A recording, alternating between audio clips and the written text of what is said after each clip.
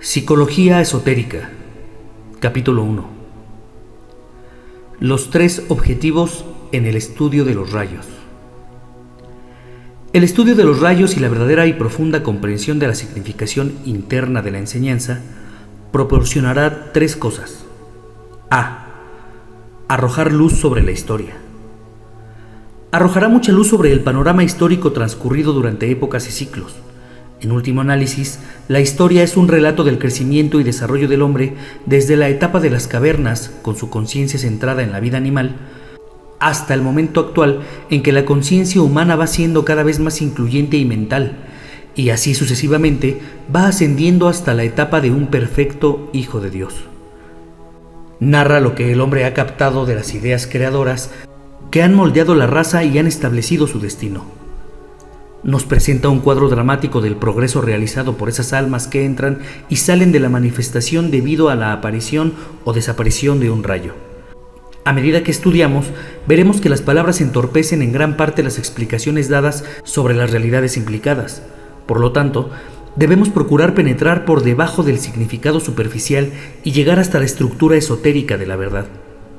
Los rayos están en constante movimiento y circulación, y manifiestan una actividad progresiva y cíclica que evidencia un impulso cada vez mayor. En ciertas épocas dominan, en otras permanecen inactivos, y de acuerdo al rayo particular que haga sentir su presencia en un periodo determinado, así será la cualidad de la civilización, el tipo de formas que aparecerán en los reinos de la naturaleza y la consiguiente etapa de percepción, estado de conciencia, de los seres humanos que viven en la vida en una era en particular. Estas vidas que encarnan en los 4 reinos de la naturaleza responderán a determinada vibración, cualidad, colorido y naturaleza en cuestión. El reino que está en manifestación afectará poderosamente los 3 cuerpos que constituyen la personalidad del hombre, y la influencia del rayo producirá cambios en su contenido mental y en su naturaleza emocional, determinando la calidad del cuerpo físico. Me doy cuenta que al dar a conocer esta enseñanza relativamente nueva sobre los rayos, y en mi esfuerzo por arrojar nueva luz sobre el tema, quizás momentáneamente aumente su complejidad. Pero a medida que se hacen experimentos y se estudian a las personas en los laboratorios de los psicólogos y de los psicoanalistas en relación con los rayos y lo que ellos manifiestan, y a medida que las nuevas ciencias pueden ser utilizadas inteligentemente dentro de una esfera adecuada, obtendremos muchos beneficios y corroboraremos la enseñanza dada. Entonces veremos surgir un nuevo acercamiento a las antiguas verdades y una nueva forma de investigar a la humanidad. Mientras tanto, procuremos enunciar con claridad la verdad acerca de los rayos y tratemos de clasificar, delinear e indicar su naturaleza, propósito y efectos. Los 7 rayos se manifiestan cíclicamente y debido a ello, entran y salen continuamente de la manifestación, dejando en el transcurso de las épocas su impronta en el género humano, conteniendo, por lo tanto, la clave para toda verdadera investigación histórica, investigación que aún queda por hacerse. B. Dilucidar la naturaleza del hombre. Otro de los resultados que se lograrán por el estudio de los rayos establecerá nuestro conocimiento sobre la naturaleza del hombre. La moderna psicología experimental y académica ha reunido mucha información respecto a cómo funciona el hombre, cuál es la naturaleza de sus reacciones, la capacidad de su aparato mental, la cualidad de su mecanismo físico, su modo de pensar y la suma total de sus complejos, psicosis, neurosis, instintos, intuiciones y estabilidad intelectual que indudablemente él es. La psicología médica también nos ha dado mucho y hemos aprendido que el ser humano está totalmente condicionado por su instrumento de expresión y no puede manifestar más de lo que le permiten sus sistemas nervioso, cerebral y glandular. Sin embargo, algunas de las teorías, hasta las mejores que se han comprobado, se desmoronan dadas las diversas condiciones.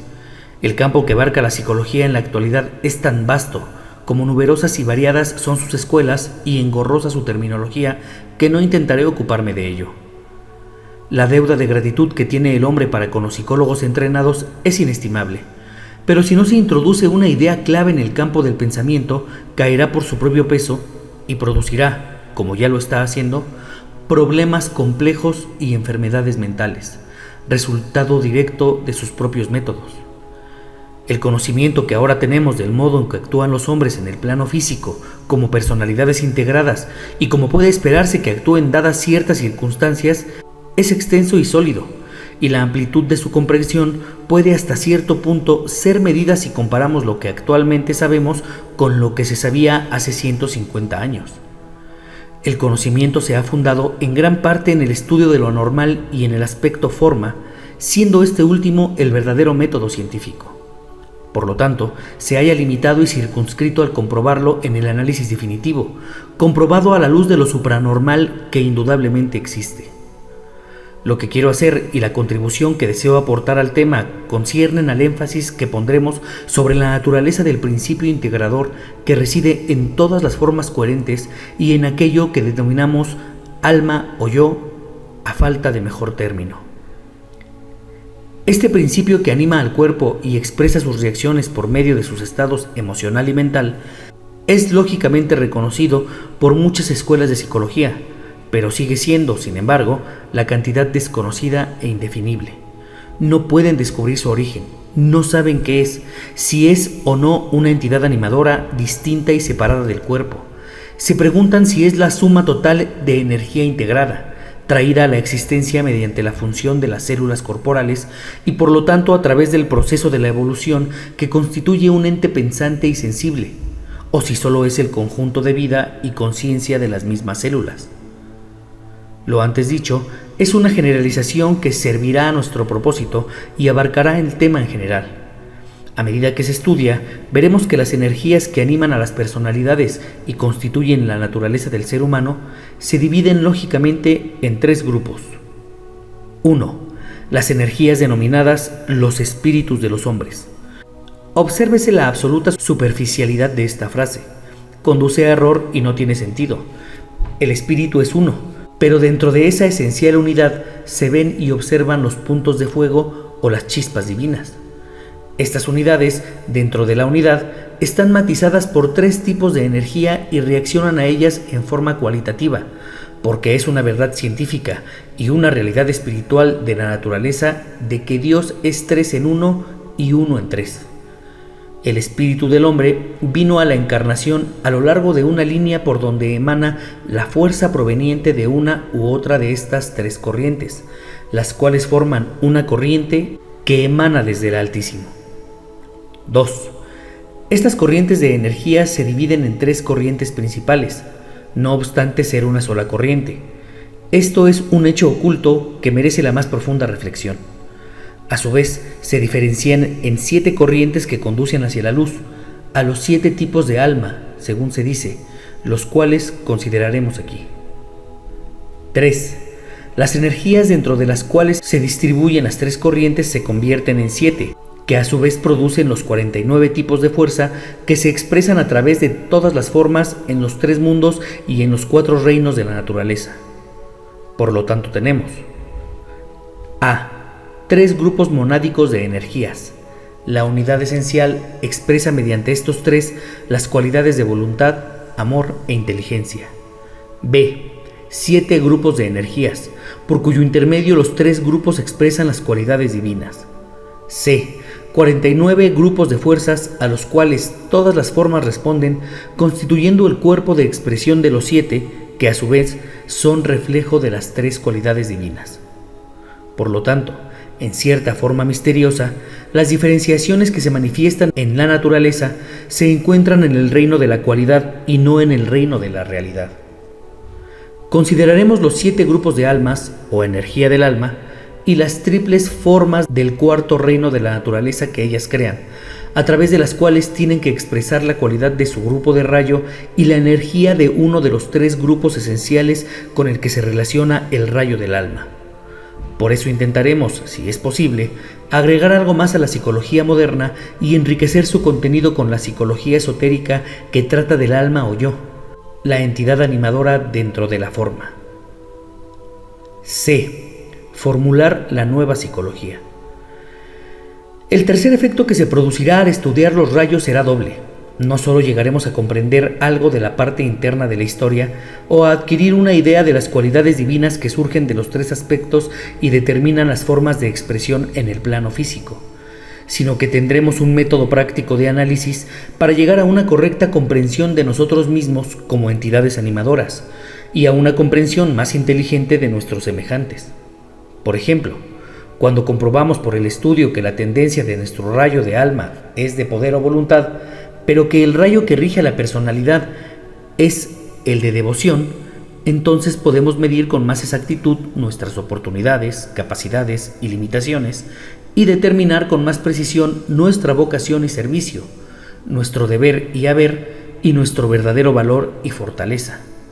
Cuando podemos agregar a ese conocimiento un análisis que nos permita comprender que el cuerpo físico reacciona preeminentemente al rayo del alma, mientras que el cuerpo emocional está bajo la influencia del rayo de la personalidad, históricamente en manifestación en ese momento, entonces estamos en posición de juzgar con acierto nuestro problema y podemos ocuparnos más inteligentemente de nosotros mismos, de nuestros hijos, amigos y asociados. Descubriremos que somos capaces de colaborar más inteligentemente con el plan a medida que trata de manifestarse en determinada época. Es una verdad muy conocida que el verdadero significado de psicología es lo que dice el alma. Es el sonido que puede ser emitido por un rayo determinado, el cual produce un efecto en la materia. Esto es en cierto modo difícil de expresar, pero si tenemos en cuenta que cada uno de los 7 rayos emite su propio sonido y al hacerlo pone en movimiento esas fuerzas que deben actuar al unísono con él, podrá solucionarse toda la cuestión del libre albedrío del hombre, de su destino eterno y de su poder de autoafirmación. A medida que proseguimos, trataremos de responder a estas interrogantes. Algunos de los puntos que trataré de aclarar no podrán ser sustanciados ni comprobados por ustedes. Por lo tanto, sería prudente aceptarlos como hipótesis activas a fin de comprender lo que trato de decir. Otros puntos que mencionaré podrán ser verificados en sus propias experiencias de la vida y demandarán el reconocimiento de la mente concreta, o podrán producir una reacción que traerá como consecuencia una intensa convicción que emanará de sus yoes intuitivamente conscientes. De todos modos, lean lentamente. Apliquen las leyes de analogía y de correspondencia. Hagan un análisis de sí mismos y de sus hermanos. Procuren vincular lo que digo con el conocimiento que pueden poseer de las teorías modernas. Y recuerden que cuanto más vivan realmente como almas, tanto más captarán lo que se trata de impartir. A medida que estudian, no olviden el concepto fundamental de que todo trabajo oculto se ocupa de la energía, unidades de energía contenida en las formas y corrientes de energía que afluyen. Estas energías llegan a ser poderosas y encarnan nuestro propósito mediante el empleo del pensamiento, pues siguen las líneas bien definidas de las corrientes mentales del grupo. Debe recordarse, sin embargo, que en la región del pensamiento se produce la separación entre la magia blanca y la magia negra. Utilizando el poder del pensamiento, se puede observar cómo actúan los dos aspectos de la magia y, por lo tanto, verificar que no existe magia negra en sí hasta que se llega al reino de la mente. Nadie puede ser mago negro hasta que la voluntad y el pensamiento no trabajen al unísono, hasta que el control mental y el trabajo creador de la mente enfocada puedan comprobarse. Se ha dicho repetidas veces que el mago negro es muy raro, y esto es verdad, porque el pensador creador que tiene el poder de aplicar la voluntad en forma sostenida también es raro. Permítaseme explicarlo. Es necesario pensar en forma clara sobre estas cosas, porque a medida que estudiamos la psicología del microcosmos y llegamos a comprender sus impulsos y energías de rayo, debemos lógicamente ver con claridad el camino a seguir a fin de hollar el sendero del altruismo que conduce a ser consciente del grupo, y no el sendero del individualismo que lleva oportuna e inevitablemente, a medida que el aspecto mental se organiza, al sendero de la izquierda, de la magia negra. Esas almas fuertes que conscientemente y a sabiendas entran en los reinos de la fuerza espiritual y toman de allí lo que necesitan y desean, tienen que trabajar con inteligencia para que pueda haber la consiguiente y sensata distribución de fuerza dentro de una zona elegida. Quienes saben que forman parte de las filas de aspirantes y poseen la perseverancia que los llevará hacia adelante, hacia la meta, deben recordar que tienen la responsabilidad de agregar su cuota a la suma total, lo cual se lleva a cabo cada vez que piensan en el grupo, escriben a un aspirante o meditan. Extiendan la idea comenzando desde el estudiante de un grupo hasta el grupo mismo, considerándolo como una unidad grupal de un grupo mayor. Así tendrán una perfecta analogía de la forma en que los grandes seres trabajan actualmente. Por lo tanto, consideren que todo el trabajo que realizan es grupal, que causa efectos inevitables y contribuye a la potencialidad de la forma mental del grupo. La segunda cosa que quisiera explicar concierne a las pruebas que inevitablemente se realizan ahora entre aspirantes y discípulos. Esto no es solo una prueba sobre el lugar que ocupan en el sendero, sino más bien la capacidad de vivir en el mundo como ciudadanos de otro reino y como custodios de aquello que el mundo como regla general no reconoce. Hasta donde se aplique esa prueba y hasta donde pueda medirse, señalaré que no se la aplica como algunos creen por la afiliación en algún grupo, ni por su determinación fija de hollar el sendero, sino porque la propia alma del aspirante lo ordenó antes de reencarnar, y su voluntad era que debería lograrse cierta medida de desarrollo desconocido hasta entonces, alcanzar cierto grado de desapego de la forma y adquirir cierta preparación que lo liberará de la vida de la forma. Es totalmente falsa la idea de que un renovado esfuerzo hacia la meta de la luz espiritual ocasione trastornos o produzca desastres. El grado de disciplina a que debe de ajustarse un discípulo es decidido y conocido por su alma antes de reencarnar, lo cual está determinado por la ley. Ahora trataremos de investigar el problema de las unidades de energía y la mutua interacción que subsiste en el tema de los rayos. Cada grupo en el mundo es un núcleo para el enfoque y la interacción de los 7 tipos de fuerza, así como cada ser humano es el punto de reunión para los 7 tipos de energía, 2 en el ascendente y 5 menos poderosos. Cada grupo puede ser, por lo tanto, un centro creador y producir aquello que es la expresión de las energías controladoras y del pensamiento dirigido de los pensadores del grupo. Según el punto de vista de quienes observan y guían, cada grupo construye algo que sea relativamente tangible y esté regido por ciertas leyes constructivas. El gran trabajo de los constructores prosigue con firmeza. Frecuentemente lo que se construye es incipiente, fútil, amorfo, sin propósito y no sirve a los dioses ni a los hombres. La raza como un todo está entrando en una era en que la mente se convierte en un poderoso factor. La mayoría está aprendiendo a mantener la mente firme en la luz y en consecuencia es receptora de ideas hasta ahora desconocidas. Si un grupo de mentes pueden atraerse mutuamente y fusionarse en una síntesis adecuada, y si, en sus meditaciones individuales y diarias, se mantienen enfocadas y orientadas en lo que puede ser aprendido, se captarán grandes conceptos y se intuirán grandes ideas. Los hombres pueden aprender a pensar como un grupo y llevar a la manifestación las ideas intuidas sobre la verdad y la belleza del plan. De esa manera podrá construirse una bella creación que incorpore un principio divino. Reflexionen sobre esto. Traten de capacitarse para registrar tales ideas. Entrénense para formularlas en pensamientos y transmitirlas a fin de que otros puedan también captarlas.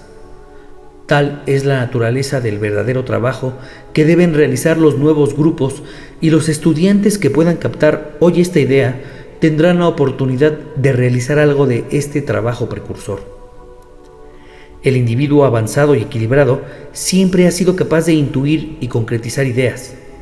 Los grupos de estudiantes que meditan en forma sincronizada deben ahora tratar de hacer lo mismo. El empeño demostrado en sincronizar el esfuerzo no se relaciona con el elemento tiempo, sino con la unidad de intención y de propósito.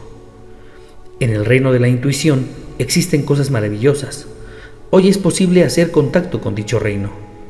La raza tiene ahora el privilegio de hacer contacto con esa nube de cosas conocibles a la cual se refirió el antiguo vidente Patanjali en su 4º libro de los aforismos. La raza, por medio de sus numerosos aspirantes, puede hoy precipitar esa nube para que los cerebros humanos de todas partes puedan registrar ese contacto. Hasta ahora, esto había sido el privilegio del raro e iluminado vidente. Así se introducirá la nueva era y penetrará el nuevo conocimiento en la mente de la humanidad. Esto puede ser demostrado prácticamente si quienes se interesan por este tratado sobre los 7 rayos logran armonizarse y pensar con claridad y con mente equilibrada e iluminada, tratan de comprender lo que es relativamente un nuevo aspecto de la verdad. Al comprometerme a revelar algo sobre los 7 rayos, siento la necesidad de recordar a quienes emprenden este estudio que cualquier conjetura que se hace respecto a la fuente de origen de los rayos no será útil hasta que cada estudiante desarrolle el aparato de respuesta y ese mecanismo sensible que le permitirá registrar campos de contacto más amplios de lo que le es posible ahora. Muchas personas se encuentran todavía en la etapa inicial donde se registra la percepción de un campo de expresión que saben que existe, el campo de percepción del alma, pero aún no constituye para ellas el campo natural de expresión. Teóricamente conocen mucho sobre esto, pero desconocen los efectos prácticos del conocimiento aplicado. Otros son conscientes de la conciencia, del reino del alma y de una casual reacción a una impresión de ese reino, pero aún no son la conciencia misma ni están tan identificados con el alma como para que desaparezca la conciencia de todo lo demás. Su meta y objetivo es lograrlo. Además, quiero recordarles que el curso que sigue la mónada, un aspecto de la energía que se halla en uno de los 3 rayos principales, puede dividirse más o menos en 3 partes, las cuales conducen a una cuarta. 1. La realización de una unidad inferior, es decir, la unidad de la naturaleza forma. El alma en esta unidad se identifica tan íntimamente con el aspecto material que no establece ninguna diferencia, cree que es la forma y no se conoce como alma. Esto con frecuencia llega a su máxima expresión en determinada vida donde se manifiesta plenamente la personalidad, donde el alma está totalmente centrada en las reacciones de la personalidad y la vida inferior es tan fuerte y vital que se expresa en forma potente y material. 2. La consiguiente y dolorosa diferenciación de la conciencia en una dualidad realizada. En esta condición, el hombre es consciente de lo que se denomina su dualidad esencial. Sabe que es espíritu materia, vida forma y el alma en manifestación. Durante esta etapa que abarca muchas vidas y conduce al hombre por el sendero de probación y del discipulado hacia la tercera iniciación, el centro de gravedad, si así puedo denominarlo, cambia constantemente, sale de la forma y se centra cada vez más en el alma. Hay una acrecentada conciencia de que existe una realidad que envuelve y al mismo tiempo extingue a la dualidad. Recuerden que toda la historia de la evolución es la historia de la conciencia y de la creciente expansión del principio de llegar a ser conscientes. De manera que desde el microscópico interés del hombre consciente de sí mismo, porque vamos a confinar la explicación dentro de los límites del 4º reino de la naturaleza, tenemos una inclusividad que se desarrolla lentamente y que lo llevará finalmente a la conciencia del Cristo cósmico. 3. La elevada realización de la unidad sigue a este sentido de dualidad y en esta etapa final se pierde la sensación de ser el alma y el cuerpo. La conciencia se identifica con la vida que mora internamente en el planeta y en el sistema solar. Cuando esto sucede, se registra un estado del ser que está más allá de las palabras, de la mente y de la forma. El gran vidente judío trató de explicar estas 3 etapas con las palabras: yo soy ese, yo soy. Lo expresó en forma concisa y adecuada, si tuviéramos el desarrollo necesario para comprenderlo. La tercera etapa, en cualquier forma que se entienda, desafía toda explicación e insinúa un 4º tipo de comprensión, el de la deidad misma, sobre la cual no podemos hacer conjeturas.